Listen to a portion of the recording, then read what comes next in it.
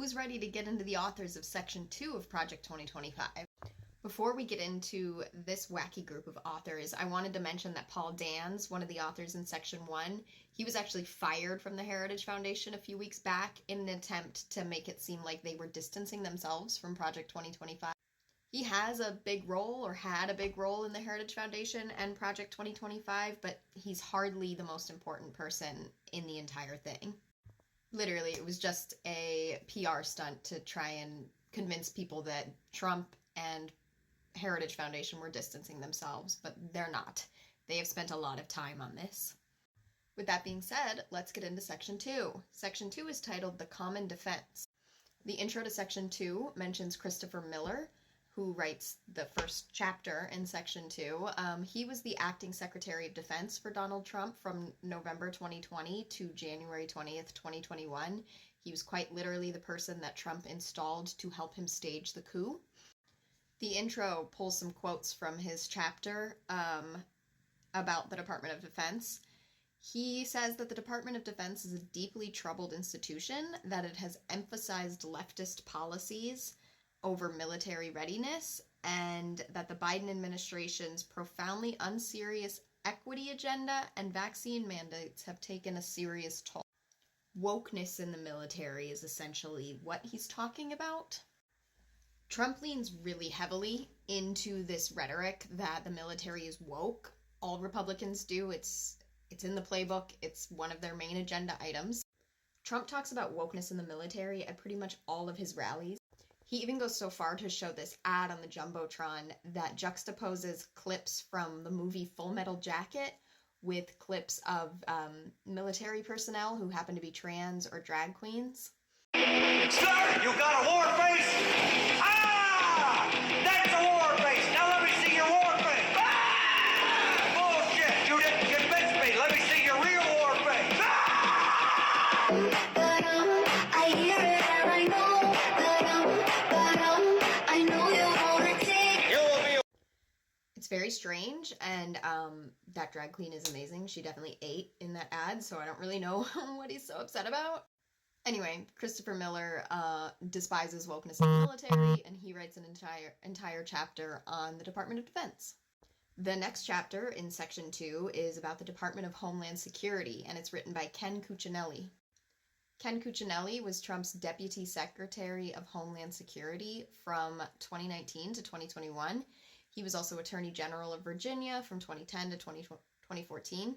He is a self-described opponent of homosexuality.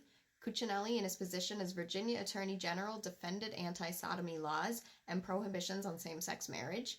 Cuccinelli rejects the scientific consensus on climate change, and in his position as Attorney General, investigated climate scientists whom he accused of fraud. Characterized as an immigration hardliner, Cuccinelli sought to prohibit undocumented immigrants from attending universities, repeal birthright citizenship, and force employees to speak English in the workplace. All of those things that Cuccinelli is known for, are in Project 2025. He is the blueprint man. And he's very close to Trump. He served in his administration. The next chapter is about the Department of State, and it's written by Kieran K. Skinner. She was the former director of policy planning at the Department of State during, you guessed it, the Trump administration. She has been a professor at a bunch of universities, including Carnegie Mellon, and she is also the W. Glenn Campbell Research Fellow at the Hoover Institute, which is another right-wing think tank. Sort of libertarian more than right-wing, but, two sides, same coin. She also works for the Heritage Foundation. The next chapter is on the intelligence community. It is written by a former research fellow of cybersecurity, intelligence, and emerging technologies, border security, and immigration center at the Heritage Foundation. So essentially an extremely far-right anti-immigrant academic, I guess. The next chapter is about media agencies, which Trump has brought up a lot about how he wants to be able to control what news channels can and can't say, including what I talked about the other day, that he went on Fox News and was complaining that they showed negative ads from Kamala Harris. This chapter has a couple authors. Maura Namdar, who was in the Trump administration, was the Assistant Secretary of State for Consular Affairs, now runs her own private practice. And Mike Gonzalez, another senior fellow at the Heritage Foundation. He writes about critical race theory, identity politics, diversity, multiculturalism, assimilation, and nationalism. And I'm sure he has totally normal and not completely unhinged opinions about those things. He wants to end funding for public radio. He believes that NPR is tyranny. Essentially, what they want is state TV. So, like RSBN or OAN would be in complete control of the media. That would be the media. It would be Trump state-run television.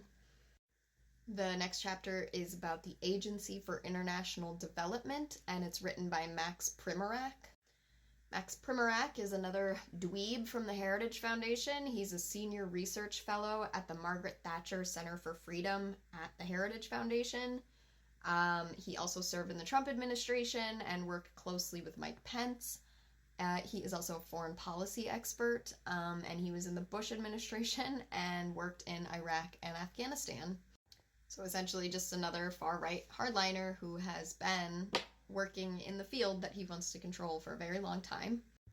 If you're wondering what international development would look like under Project 2025, essentially what it means would be ending access for NGOs and nonprofits from the United States to go over to other countries to help with aid, and the focus would solely be on pro-life and family-friendly policies and mainly faith-based institutions. So essentially, after natural disasters in foreign countries or after war, whatever, the US sometimes sends aid. Now that aid would be completely contingent on pro-life and family-first values. The focus wouldn't be as much on immediate care and assistance. It would be focused on spreading Christo-fascist ideology, essentially. Bringing Bibles instead of bringing penicillin.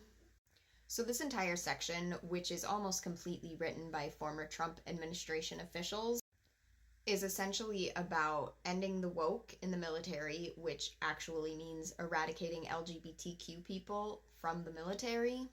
They even want to go over every single person that was promoted during the Obama administration and probably during the Biden administration. In Section 1, Chapter 2, one of the authors actually argues that the National Security Council should rigorously review all general and flag officer promotions to prioritize the core roles and responsibilities of the military over social engineering and non-defense related matters, including climate change, critical race theory, manufactured extremism, and other polarizing policies that weaken our armed forces and discourage our nation's finest men and women from enlisting. Essentially what they're saying is eradicate LGBTQ people from the military, have no focus on climate change at all. Racism can run rampant in the military. Stop looking into whether military members are white supremacists. And encourage and build up a military that solely focuses on the agenda of Project 2025, which, like I said, is Christo-fascism. They call to cut the fat of the military, basically, and make swift and decisive steps to reforge the Department of Defense into a lean and functional diplomatic machine that serves the president, and thereby the American people.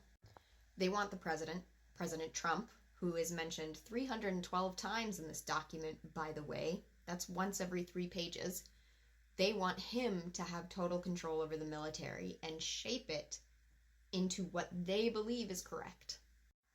Their idea of what the United States' role should be in the world is extreme homophobia, toxic masculinity, and rampant racism, and an abandonment of people in need globally. The connections to Trump are uncanny. This is the Republican plan. If you watch any right-wing news, if you listen to any right-wing rallies or their pundits or anything, this is it. It's all the same rhetoric everywhere they go. Whether it's local radio or Donald Trump himself speaking on the stage, it's all the same. Project 2025 is Donald Trump. Thanks for watching. Part 3 coming soon.